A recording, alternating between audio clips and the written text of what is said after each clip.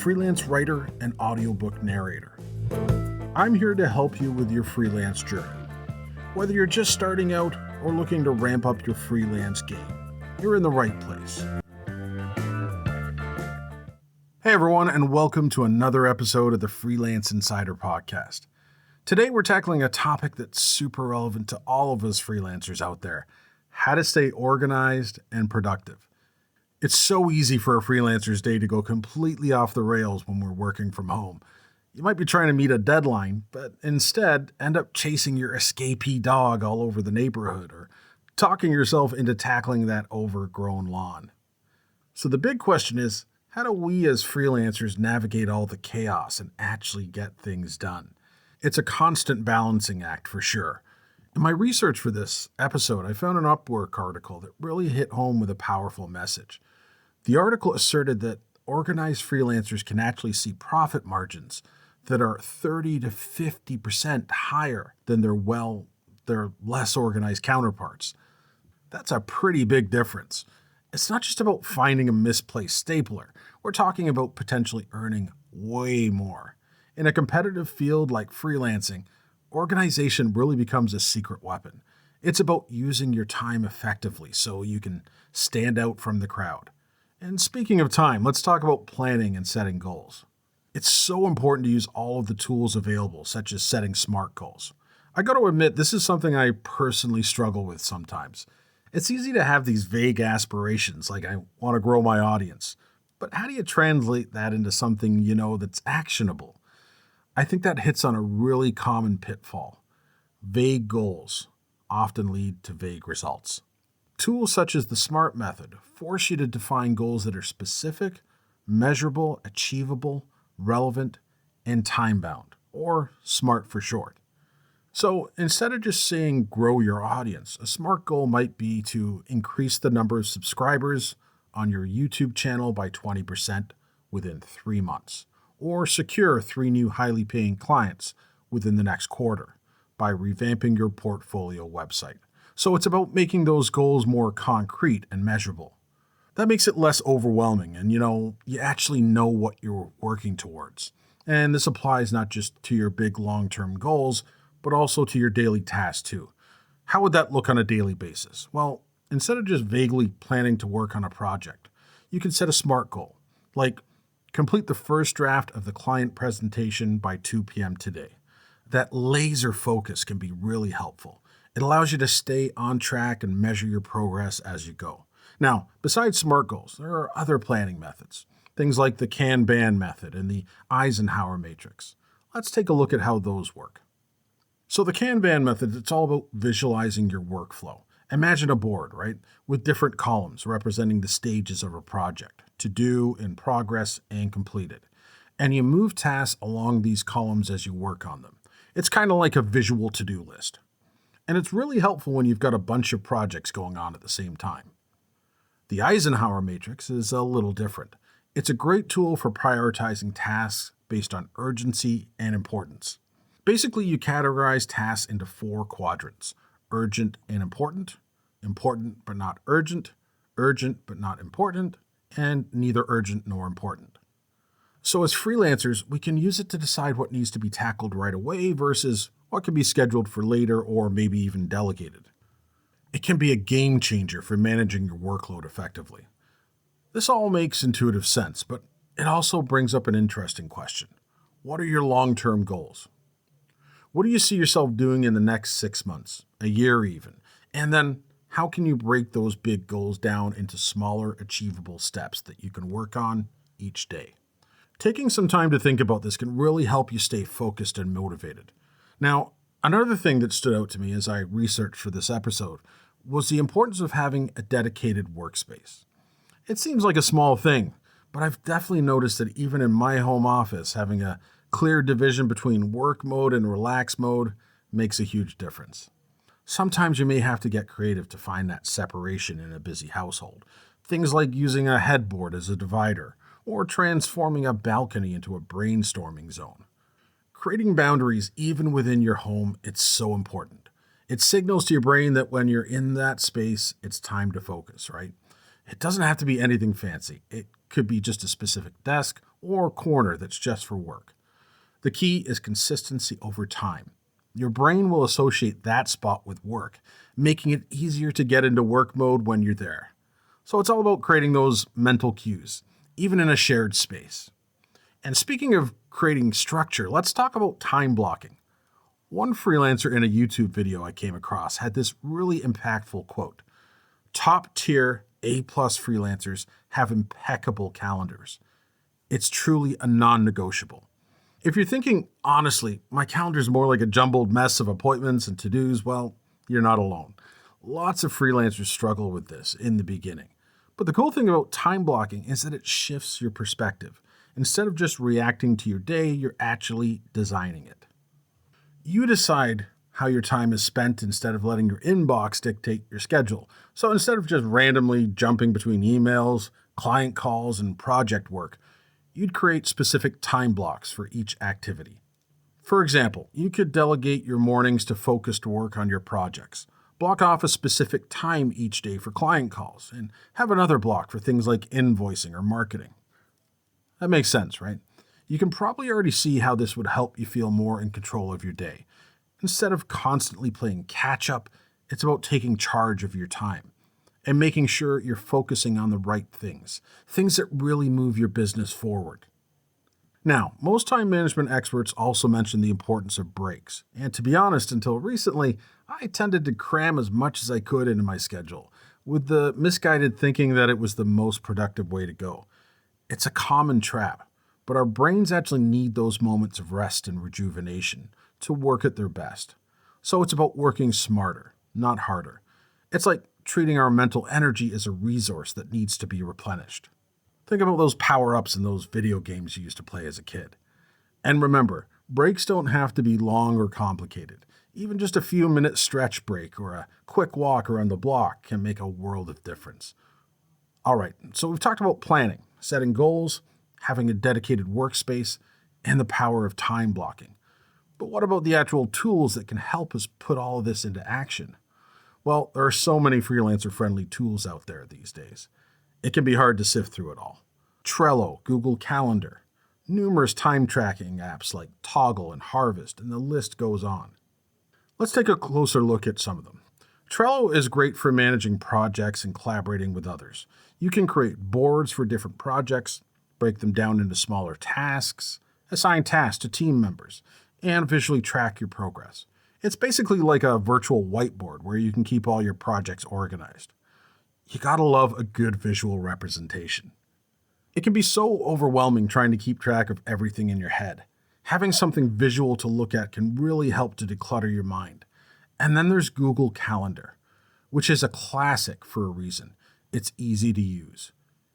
You can access it from anywhere and is perfect for scheduling those time blocks we were talking about earlier. And we can't forget those time tracking apps like Toggle and Harvest. I've heard freelancers swear by them, especially for accurate billing and understanding where their time actually goes. They're definitely essential for running a profitable freelance business. By tracking your time, you can see exactly how you're spending your working hours. Identify areas where you might be wasting time and make sure you're charging clients accurately for your services. Working smarter, not harder. If you're wondering which of these tools would best fit your current workflow and challenges, it's worth taking some time to explore and experiment to find what works best for you. Now, another major theme to keep in mind when creating an organized workflow routine is the importance of clear communication with clients. As freelancers, we've all experienced those situations where miscommunication or unclear expectations lead to delays, revisions, or even conflict. Communication is the key in any relationship, but especially in a freelance setting.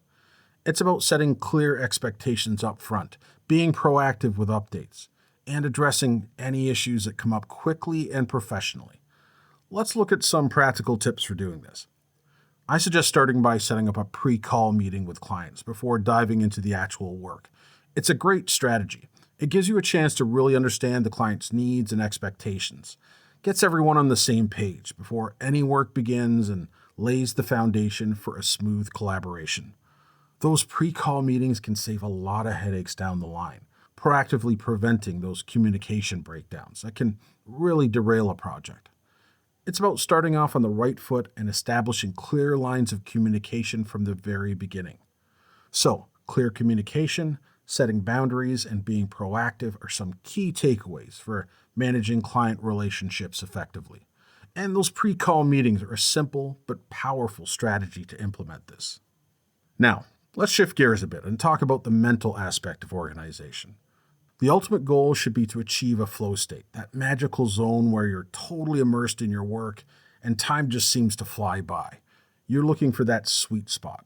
The problem is, as a freelancer with all the distractions and demands on our time, how do we actually create the conditions for flow? Flow happens when your skills and the challenge at hand are perfectly balanced. As freelancers, we're often bombarded with distractions.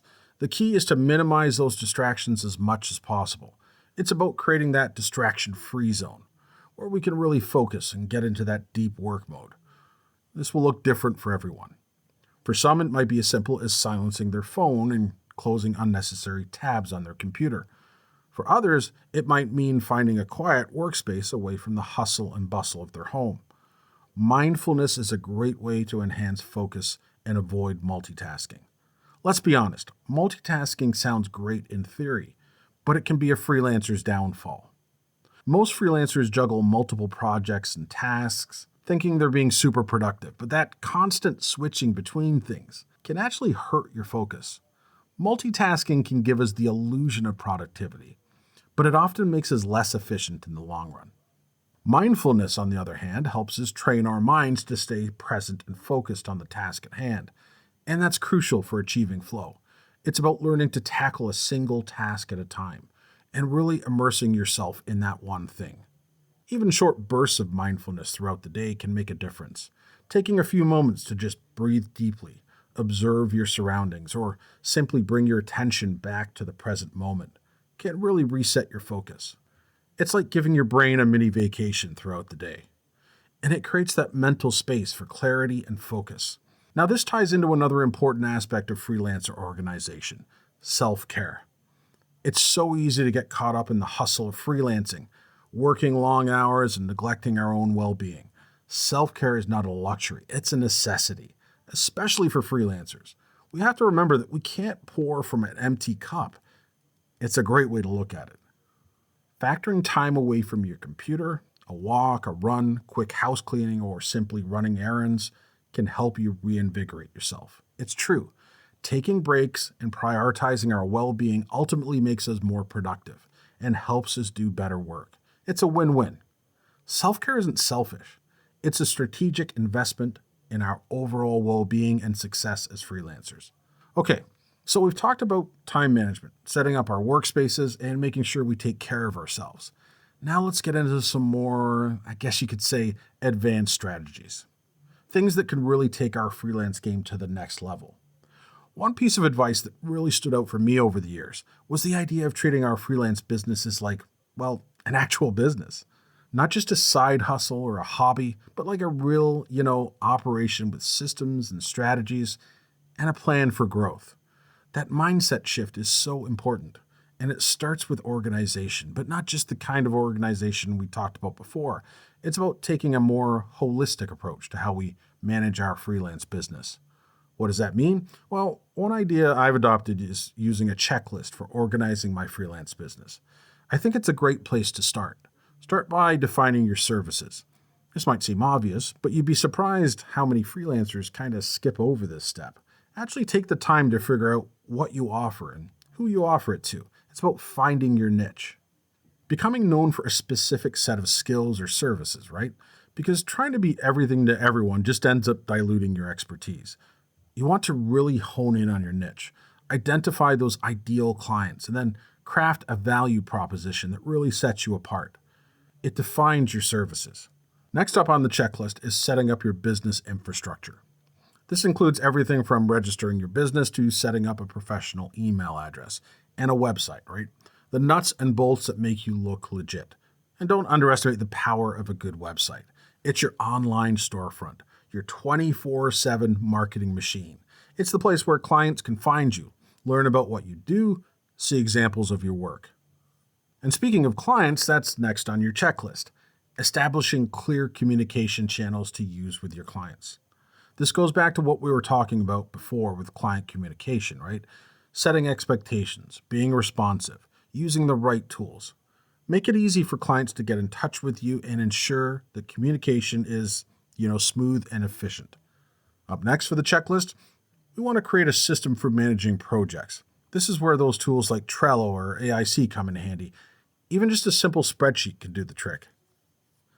It's about having one central place where you can keep track of deadlines, progress, and all the communication for each project. It saves you so much time and stress in the long run. We've got the basics of setting up your business down now. Let's talk about the money stuff, the financial side of things. This is one of the most important points on the checklist. It's also probably one of the most, if not the most, important components in having a successful freelance business. If you sometimes feel like you're just treading water, trying to stay afloat financially, you're definitely not alone. There are a lot of freelancers, especially when they're starting out, struggling with the financial management side of things. But the good news is there are some pretty simple systems and strategies we can use to get a handle on our finances. First and foremost, you'll want to learn how to track your income and expenses really carefully, meticulously. Actually, that's where those time tracking apps like Toggle and Harvest come in. They're not just for billing clients, but also to see where your time is actually going. That data can be really valuable when it comes to making decisions about your rates, planning projects, even figuring out what kind of work you want to focus on. So it's not just about knowing how much you're earning, but also understanding how you're earning it. Then, of course, there's the whole thing about setting rates, making sure they're competitive and reflect your value.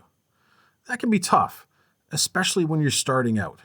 It's easy to undersell yourself, but you have to remember that you're running a business, and your rates need to reflect that. You need to charge enough to cover your expenses, make a profit, and allow you to invest back in your business. It's not just about getting by, it's about building something sustainable. And there are tons of resources out there that can help you research industry standards and figure out what you should be charging. Don't be afraid to ask other freelancers in your niche what they charge. Reddit chats are a great place to do this. You'll find most people are happy to share that info with you. Now, what about taxes? They can seem scary, but they don't have to be. A good practice is to set aside a certain percentage of every payment you receive specifically for taxes. That way you're not hit with a giant bill at the end of the year and scrambling to figure out how to pay it. It takes the stress out of tax season, and as you get more experience, you can kind of fine-tune that percentage based on your income. Figure out what deductions you can take. Keep in mind, though, it's still always a good idea to talk to a tax professional, someone who understands the ins and outs of freelance taxes. A good tax advisor can be invaluable, especially as your business grows. So, tracking income and expenses, setting rates, planning for taxes. Check. What else should we be thinking about when it comes to managing our money as freelancers? The next item for our checklist is to create a budget and sticking to it. This is where it gets real. It's one thing to track your money, but actually making a plan and being intentional on how you spend it, that can be tough. On the flip side, it can also be super empowering. A budget gives you a roadmap for your finances and helps you make informed decisions about your money.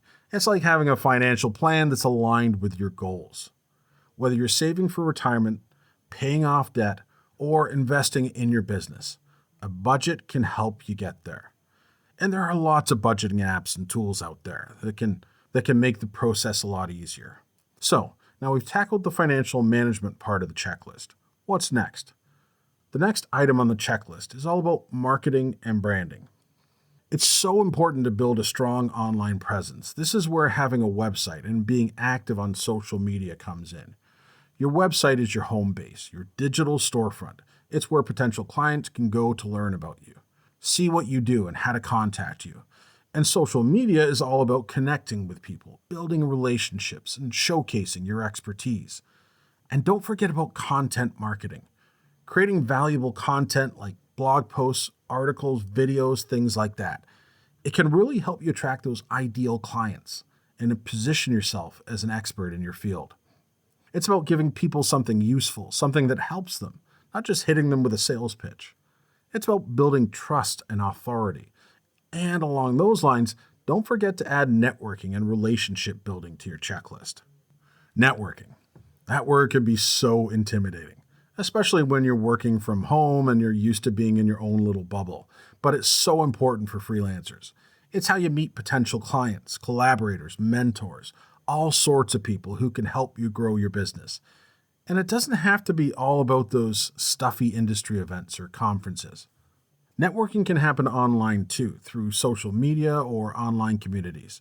The key is to be proactive, put yourself out there, start conversations, and nurture those relationships over time. So we've covered financial management, marketing and branding, networking. What else should we add to our checklist? That seems pretty comprehensive so far, but there's one more thing that has to make the list.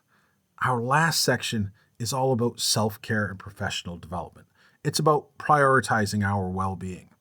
We talked a bit about this earlier. Self-care is essential. It's not a luxury. As freelancers, we often work long hours. We're juggling multiple projects. There's always pressure to perform. It's easy to burn out if we don't take care of ourselves.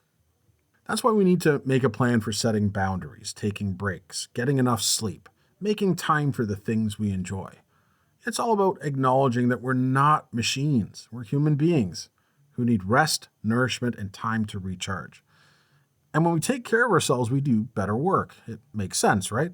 And don't forget about professional development. The freelance landscape is constantly changing, so it's important to stay up to date on the latest trends and technologies. Things like taking online courses, going to webinars, reading industry publications, even just connecting with other freelancers and learning from their experiences can be really valuable. Continuous learning is how you stay competitive and keep growing as a freelancer. As you've probably noticed by now, the checklist really does cover a lot of ground, from the nitty-gritty details of setting up your business to the bigger picture stuff like self-care and professional development. It's a great roadmap for any freelancer who's serious about organizing their business and setting themselves up for success. Now let's shift gears a bit and talk more about client communication. We touched on it earlier, but it's such an important topic. It deserves its own discussion. It's where things can get a little tricky for sure, but it's also where we can really excel as freelancers, by building strong relationships with our clients. At the top of the list here is the need to set clear expectations right from the start. It's essential to be upfront about the scope of work, deadlines, payment terms, all of that. Having a clear contract that outlines all of those things protects both you and the client and can prevent a lot of misunderstandings down the line. It's important to remember that communication is a two-way street. It's not just about sending invoices and waiting for responses. We need to be proactive in our communication, send regular updates, and address any questions or concerns the clients might have. Some freelancers will go as far to send weekly progress reports to their clients, even if the client doesn't specifically ask for them. It's a great idea. It shows that you're on top of things and you're invested in the project. And it can help avoid those situations where the client suddenly wants an update and you're scrambling to put something together. Being proactive is key. Now, let's talk about feedback. How do we handle feedback from clients, especially when it's not, glowing praise? Feedback can be tough, but it's also an opportunity to learn and grow. A good way to look at it is to see feedback as a gift, even if it's critical. Try to see it as an opportunity to improve, rather than a personal attack. Whether it's positive or negative, feedback gives you valuable information about how you can improve your skills and deliver better work in the future. It's important to remember that the client is ultimately the expert on their own needs and preferences. So listening carefully to their feedback, asking questions to clarify anything that's unclear, really trying to understand their perspective is key. Even if you don't agree with the feedback, it's important to respond professionally and respectfully. Maintaining a positive and collaborative attitude throughout the feedback process can really strengthen your relationship with the client. Clear expectations, proactive communication, being responsive, and handling feedback gracefully. Those are the key takeaways when it comes to client communication. It's all about building strong relationships and making sure everyone is on the same page. Which brings us to another important aspect of freelancing, something we touched on earlier, but it's worth revisiting. Taking care of ourselves, self-care. It's so easy to let work take over our lives when you're freelancing, especially when you're working from home or in a more isolated setting. It's easy to blur the lines between work and personal life. That's why setting boundaries is essential for protecting your time, your energy, and your sanity. Even if you work from home, having clear separation between work hours and personal time can make a huge difference. So, setting specific hours, having a designated workspace, disconnecting from work after a certain time, things like that. It's about giving yourself permission to rest and recharge. You'll be more productive and creative in the long run. Breaks are so important. Getting up, moving around, stepping away from the screen. It can do wonders for your focus and creativity. Many freelancers actually suggest scheduling breaks into your calendar. Make sure you take those breaks and don't just keep working until you're completely exhausted. Make time for things you enjoy outside of work. It's super important. Whether it's reading, spending time with loved ones, pursuing hobbies, whatever brings you joy and helps you recharge, make time for it.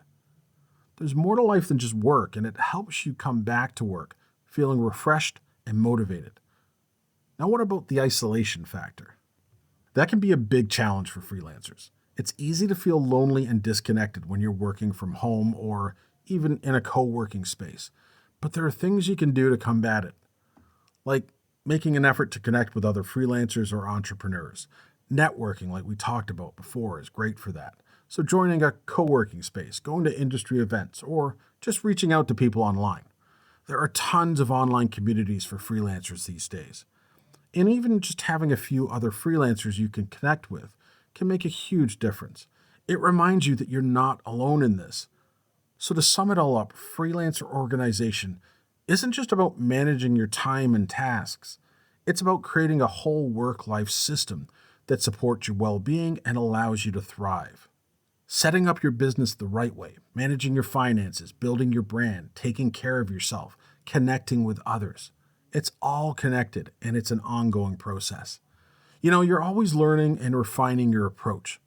So let's move on to the final part of our look under the hood of organization as a freelancer, where we'll explore even more strategies to take your freelance organization to the next level. We'll talk about things like financial management, personal branding, and building a strong support system. We've covered a lot of ground so far, from managing our time and clients to setting up our businesses and taking care of ourselves. But now it's time to really level up. Let's explore some strategies that can really take our freelance businesses to the next level. It's time to refine our approach and really unlock the full potential of our businesses. One area that often gets overlooked in all the, day-to-day hustle of freelancing is financial management.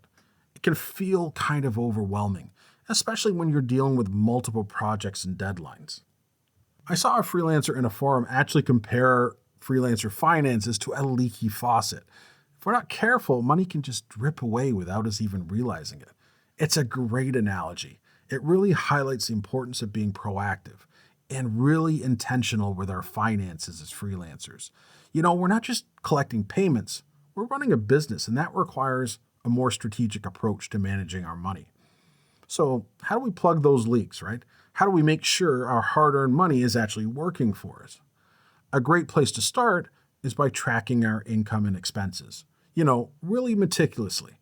Maybe using a spreadsheet or some kind of accounting software. There's some great tools out there specifically for freelancers. Things like FreshBooks and QuickBooks Self-Employed. They can be really helpful for simplifying accounting and getting a clear picture of where you stand financially. And those time tracking apps we talked about earlier, like Toggle and Harvest, those can be super helpful too. Not just for accurate billing, but for financial planning as well. By analyzing your time logs, you can see how much time you're spending on different tasks and projects. One thing that keeps coming up again and again is the importance of community, of connection. We're not meant to do this alone. And by supporting each other, sharing our experiences, and celebrating each other's successes, we can create a more connected and fulfilling freelance journey for everyone. Thanks for tuning in to the Freelance Insider Podcast.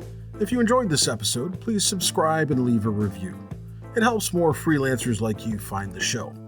Got questions or topics you want covered? Reach out to me at remoteofficeworld.com.